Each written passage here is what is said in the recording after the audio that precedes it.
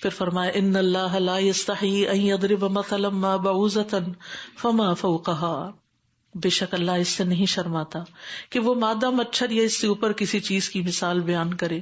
تو جو لوگ ایمان لائے ہیں وہ جانتے ہیں کہ وہ ان کے رب کی طرف سے سچ ہے، اور رہے وہ لوگ جنہوں نے انکار کیا تو وہ کہتے ہیں اس مثال سے اللہ کی مراد کیا ہے.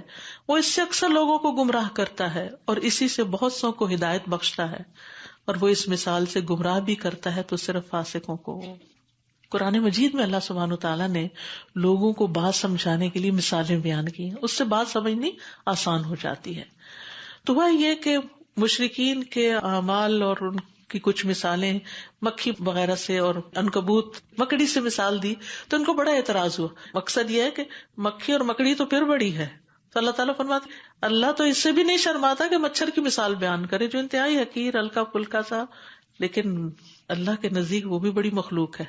اس کے کاٹنے سے جتنی اموات ہوتی ہیں بعض اوقات کسی اور بیماری سے اتنی اموات واقع نہیں ہوتی جو ملیریا وغیرہ پھیل جاتا ہے. تو اللہ تعالیٰ اپنی ایک چھوٹی سی مخلوق کی مثال بیان کرتے فرمایا کہ اللہ کو اس سے شرم نہیں آتی، وہ بڑے بڑے طاغوتوں کو بھی کاٹ کے چلا جاتا ہے، یعنی ان پہ اللہ تعالیٰ مسلط کر دیتا ہے. جو سمجھتے ہیں کہ ہمیں کوئی کچھ نہیں کر سکتا چپکے سے گھستے ہیں اور کاٹ کے چلے آتے ہیں. کہتے ہیں کہ نمرود کی وفات اسی طرح ہوئی تھی. اور پھر یہ ہے کہ اللہ سبحانہ وتعالیٰ جو ہے وہ حق بیان کرنے سے نہیں شرماتا. تو ہمیں حق کے بارے میں کانفیڈنٹ ہونا چاہیے کہ یہ اللہ کی بات ہے، اس کو بتانے سے مجھے شرم نہیں آنی چاہیے. بہت دفعہ ایسا ہوتا ہے نا کہ ہم کہتے ہیں ڈر لگتا ہے لوگ پتہ نہیں کیا کہیں گے، لوگ نہیں سمجھیں گے، اور جو بات کرنے کی ہوتی ہے وہ ہم چھوڑ دیتے ہیں. اللہ سبحانہ وتعالیٰ بہت حیا والا ہے، لیکن جب حق بات بیان کرنے کی بات ہوتی ہے تو وہ ضرور بیان کرتا ہے. واللہ لا یستحی من الحق فَأَمَّا الَّذِينَ آمَنُوا فَيَعْلَمُونَ أَنَّهُ الْحَقُّ مِن رَّبِّهِمْ. ایمان والے کیا کہتے ہیں؟ اللہ کسی بھی چیز کی مثال دے بالکل سچی دیتا ہے اور درست دیتا ہے اور ہمیں کوئی اعتراض نہیں. تو ایمان کی بدولت یہ بصیرت حاصل ہوتی ہے. اللہ کی آیات اور یہ مثالیں ان کے ایمان میں اضافہ کر دیتی ہیں. لیکن جو لوگ انکار کرتے ہیں وہ کہتے ہیں اللہ کی یہ کیا مثالیں ہیں. اللہ تعالیٰ اسی کے ذریعے بہت سے لوگوں کو ہدایت دیتا ہے اور کچھ لوگوں کو گمراہ کر دیتا ہے. یعنی قرآن پڑھ کر بھی کچھ لوگ بھٹک جاتے ہیں ایسی چیزوں کو ایشو بنا کر. لیکن اصل بات یہ کہ اللہ صرف فاسقوں کو بھٹکاتا ہے، متقین کو نہیں بھٹکاتا. جو اللہ سے ڈرتے ہیں نا، جو واقعی ہدایت چاہتے ہیں، ان کے لیے چھوٹی سی بھی چیز ہدایت کا باعث بن جاتی، چھوٹی سی بات سے ان کے دل پلٹ جاتے ہیں. لیکن جو فاسق ہوتے ہیں ان کو اللہ ہدایت نہیں دیتا، ان کو پھر گمراہ کرتا ہے. تو فسق جو ہوتا ہے اللہ کی نافرمانی، اللہ کے سامنے ڈٹائی، اللہ کی بات نہ ماننا. کون ہے وہ؟ ان کو تھوڑا اور الیبوریٹ کیا گیا. الذین ینقضون عہد اللہ من بعد میثاقہ، جو اللہ کے عہد کو اس کے مضبوط باندھ دینے کے بعد توڑ دیتے ہیں. ایک وہ عہد ہے جو ہم نے پیدا ہونے سے پہلے اللہ سے کیا تھا، پھر وہ عہد ہے جو ہم قرآن پڑھتے ہوئے یا منت وغیرہ مان کے اللہ سے عہد کر لیتے ہیں.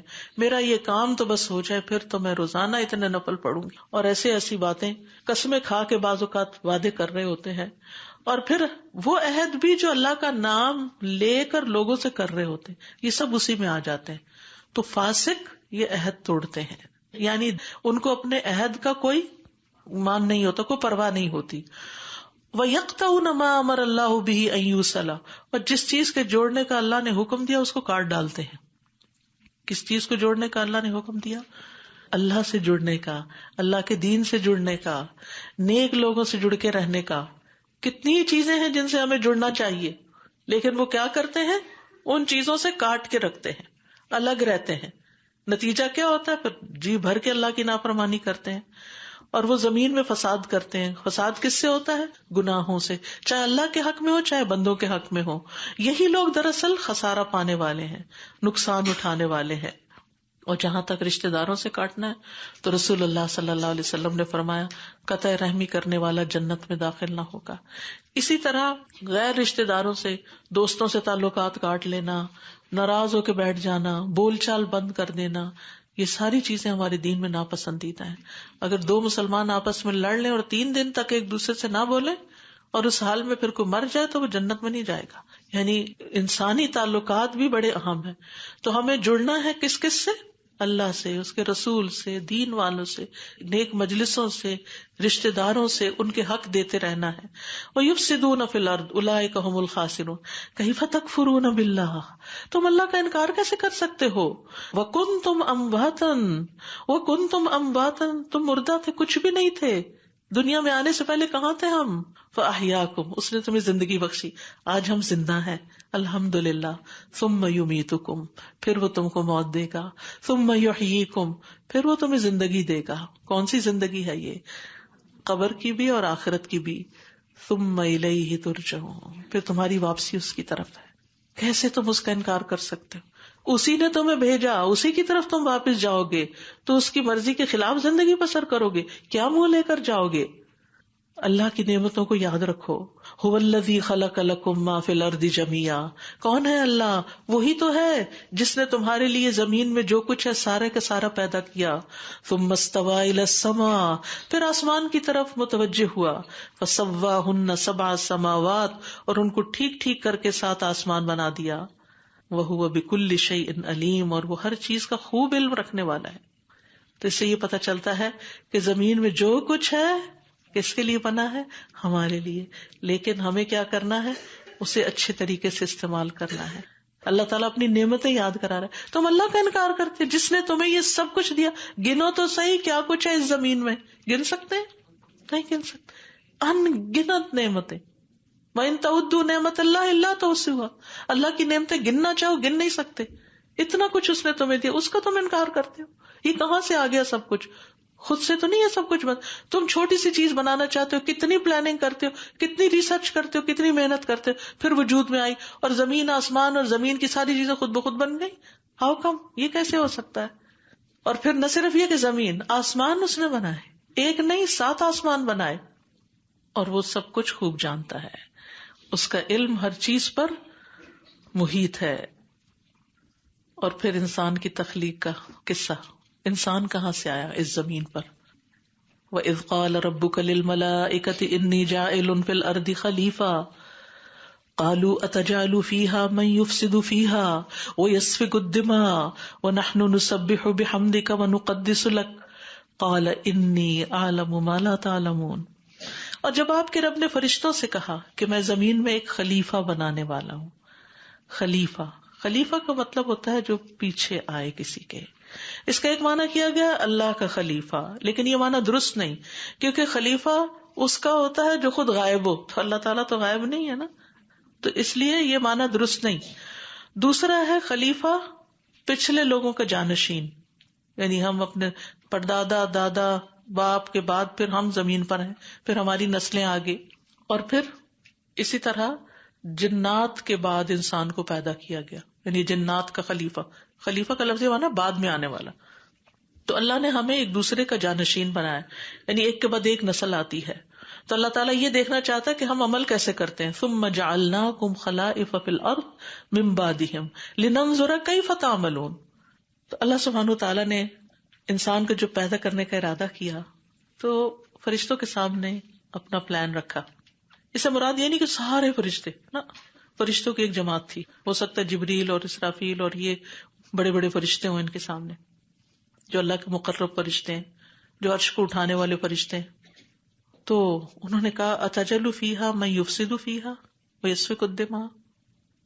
اچھا، کیا اللہ تعالیٰ کو ضرورت تھی ان سے مشورہ لینے کی؟ نو، یہ انسان کو عزت دی جا رہی ہے کہ ایک بڑی چیز آنے والی ہے جس کے لیے یہ سب کچھ بنایا گیا ہے.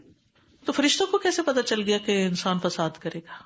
کیونکہ اللہ سبحانہ وتعالیٰ نے یہ بھی خود بتایا ہوگا، کیونکہ پاس غیب کا علم نہیں ہے، فرشتے غیب نہیں جانتے کہ اس کو یہ اور یہ کچھ دیا جائے گا. دوسرا یہ کہا جاتا ہے کہ انہوں نے جنات کے تجربے سے سمجھا کہ پھر اس جیسی ہی ایک اور مخلوق آنے والی، کیونکہ جنوں کے بعد انسانوں کو بھی اپنی عبادت کے لیے پیدا کیا جانے والا تھا.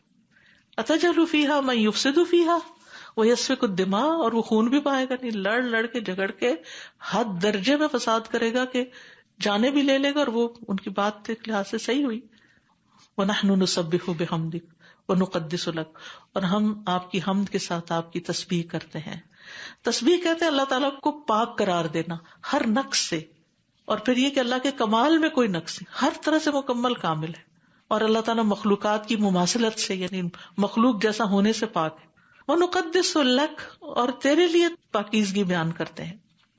یعنی یہ ایک اضافی چیز ہے، یعنی اللہ سبحانہ وتعالیٰ کی تعریف کے ساتھ ساتھ اللہ کو مزید پاک قرار دیتے ہیں. یہ بھی کہا گیا کہ ہم آپ کے لیے پاکیزگی اختیار کرتے ہیں. اور تسبیح جو ہے یہ فرشتوں کی غذا بھی ہے اور اللہ تعالیٰ کے پسندیدہ کلمات بھی ہیں. ابو ذر رضی اللہ عنہ کہتے ہیں کہ رسول اللہ صلی اللہ علیہ وسلم سے سوال کیا گیا کون سا کلام افضل ہے؟ آپ نے فرمایا جو اللہ نے اپنے فرشتوں یا اپنے بندوں کے لیے چنا، اور سبحان اللہ و بحمدہ. قال انی اعلم ما لا تعلمون، اللہ تعالیٰ نے فرمایا بے شک میں جانتا ہوں جو تم نہیں جانتے، یعنی میں جانتا ہوں کہ اس مخلوق کے پیدا کرنے میں کیا مصلحت ہے. یہ مفاسد جو تم بتا رہے ہو اس کے علاوہ بھی وہ بہت کچھ کریں گے، یعنی میں ان میں انبیاء بھی پیدا کروں گا، رسول بھی ہوں گے، صدیقین ہوں گے، شہداء ہوں گے، صالحین ہوں گے، عباد ہوں گے، زہاد ہوں گے، اولیاء ہوں گے، ابرار ہوں گے، مقربین ہوں گے، علماء ہوں گے، عاملین ہوں گے، اللہ کی راہ میں صدقہ خیرات کرنے والے ہوں گے، محسنین ہوں گے، اور بھی بہت ہوں گے. یعنی صرف مفسدین نہیں ہوں گے، فاسقین ہی نہیں ہوں گے، یہ بھی ہوں گے. اور یہ اللہ کی چنی ہوئی مخلوق ہے، یعنی باقی ساری چیزیں بھی اللہ کی عبادت کر رہی ہیں طوعاً و کرہن، لیکن یہ لوگ جو اپنی خوشی کے ساتھ اللہ کی خاطر سب کچھ قربان کرنے پہ تیار ہو جاتے ہیں، یہ ہیں اصل جنت کے وارث، جن کو اللہ نے کچھ دن تو زمین میں رکھا اور پھر اس کے بعد ان کا اصل ٹھکانہ جو ہمیشہ ہمیشہ کے لیے وہ جنت بنا دیا. تو یہ اللہ تعالیٰ کا ایک گرینڈ پلان ہے جس کے لیے انسانوں کو بنایا گیا ہے. اب انہیں پروو کرنا ہے کہ وہ کس کیٹیگری میں فال کرتے ہیں، اس دنیا میں رہ کے کرتے کیا ہیں، اور اس کے مطابق ان کا انجام ہوگا. اب انسان کے بنائے جانے میں کیا حکمت ہے اور اس کے اندر کیا کیا کوالٹیز ہوں گی، اس کے لیے ایک چھوٹا سا ٹیسٹ وہاں ہوا. وَعَلَّمَ آدَمَ الْأَسْمَاءَ كُلَّهَا ثُمَّ عَرَضَهُمْ عَلَى الْمَلَائِكَةِ فَقَالَ أَنبِئُونِي بِأَسْمَاءِ هَؤُلَاءِ إِن كُنتُمْ صَادِقِينَ. اور اس نے آدم کو سب کے سب نام سکھا دیے، پھر انہیں فرشتوں کے سامنے پیش کیا اور فرمایا اگر تم سچے ہو تو مجھے ان سب کے نام بتاؤ. کہا جاتا ہے کہ یہ ان چیزوں کے نام تھے جو حاضر اور موجود تھی وہاں، اور یہ بھی کہا جاتا ہے کہ وہ چیزیں تھی جن کی آدم اور ان کے اولادوں کو ضرورت تھی، اور یہ بھی کہا جاتا ہے کہ سب چیزیں جو دنیا میں ان کے نام بتا دیے. بہرحال اللہ عالم، لیکن یہ کہ حدیث شفاعت سے پتہ چلتا ہے کہ وہ چیزوں ہی کے نام تھی، کیونکہ بعض مفسرین نے کہا کہ وہ انسانوں کے یعنی بڑے بڑے صالحین پیغمبر وغیرہ ان کے نام تھے، لیکن اصل بات یہ ہے کہ چیزوں ہی کے نام تھے. اور فرشتوں سے کہا اچھا اب نام بتاؤ ان کے. قالوا سبحانک لا علم لنا الا ما علمتنا، کہنے لگے پاک ہے تو، جتنا علم تو نے ہمیں سکھا دیا اس کے سوا ہم کچھ نہیں جانتے، بے شک تو خوب علم رکھنے والا بہت حکمت والا ہے.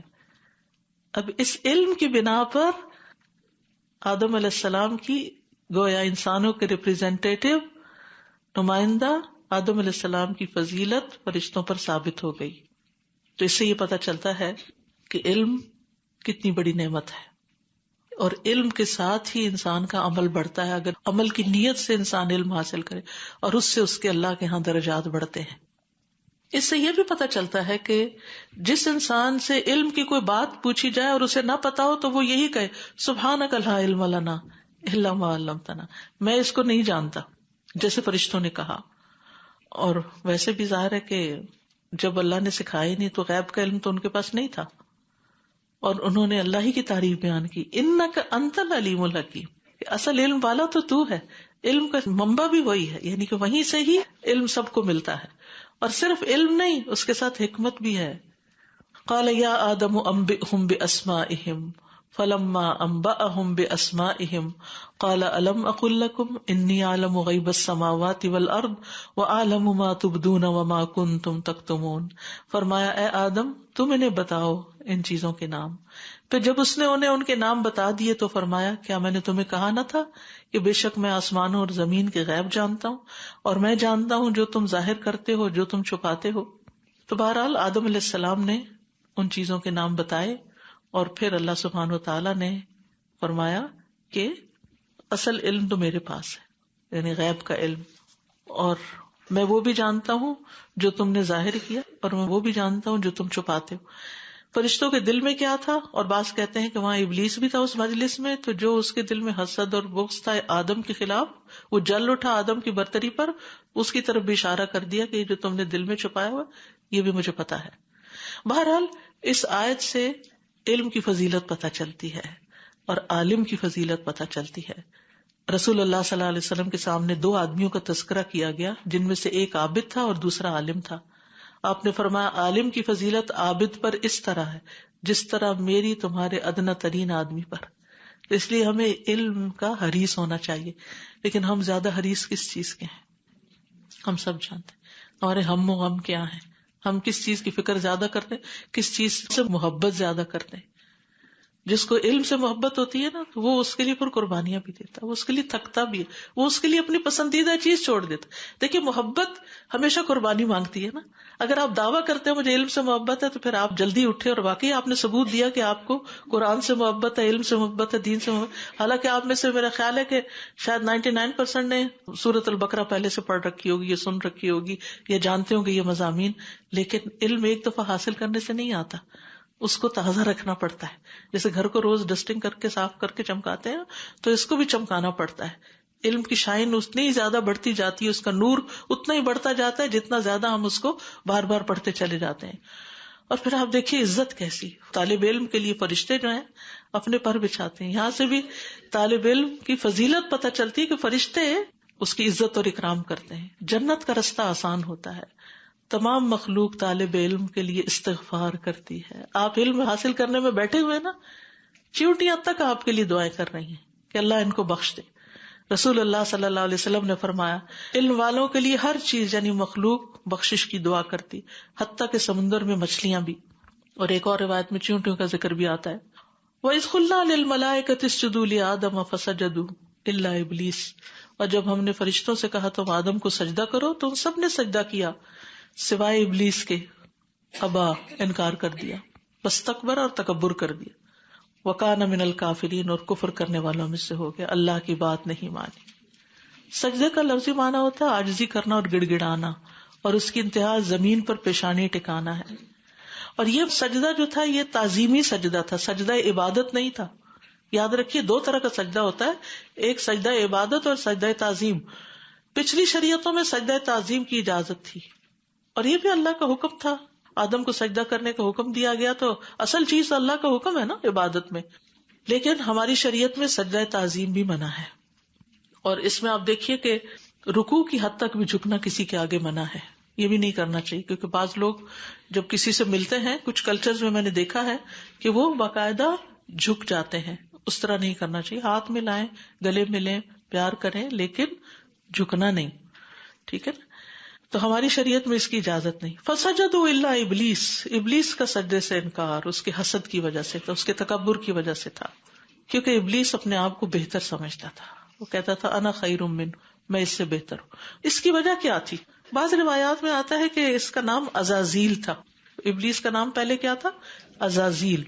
عزازیل نے 70,000 سال 7ویں آسمان پر اللہ کی عبادت کی, لیکن دل جو تھا اس میں عبادت کا غرور ہی آ گیا کہ میں زیادہ بہتر ہو گیا ہوں.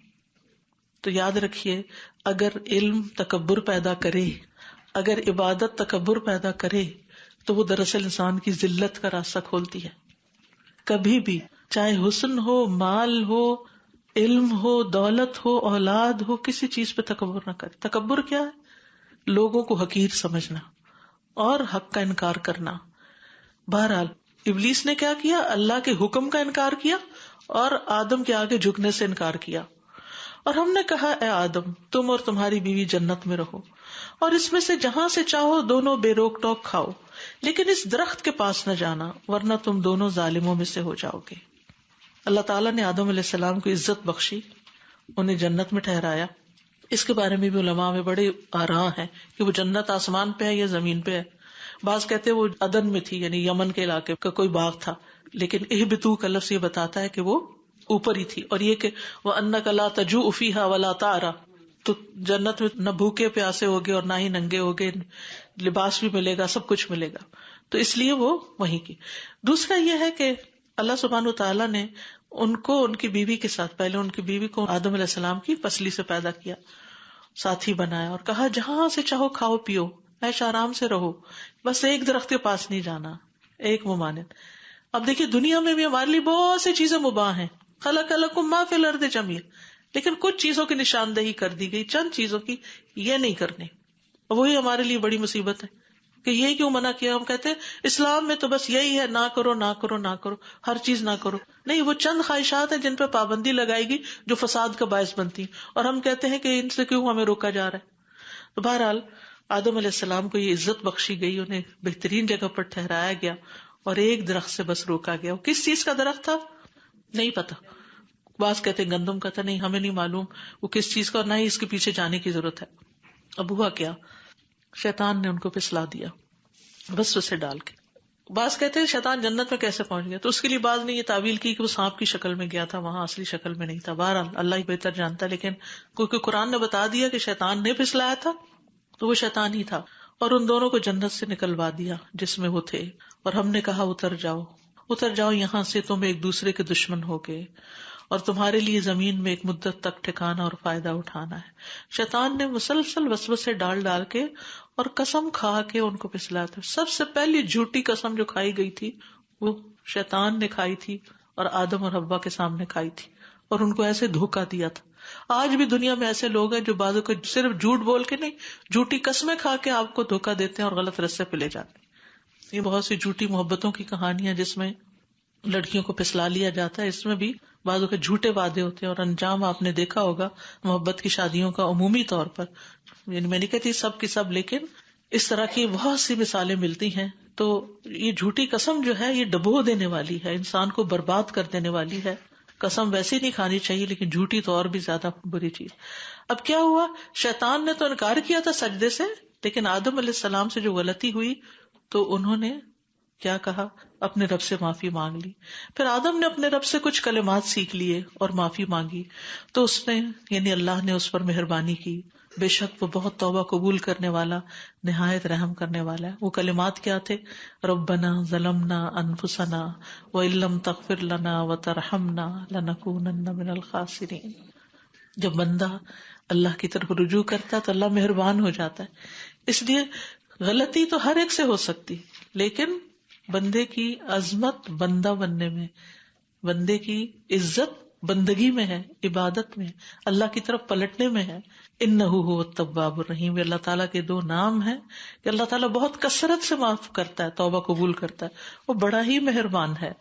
ہم نے کہا تم سب یہاں سے اتر جاؤ، پھر جب تمہارے پاس میری طرف سے کوئی ہدایت آئے تو جس نے میری ہدایت کی پیروی کی تو ان پر نہ کوئی خوف ہوگا نہ وہ غمگین ہوں گے. ہدایت کی پیروی اصل بات ہے.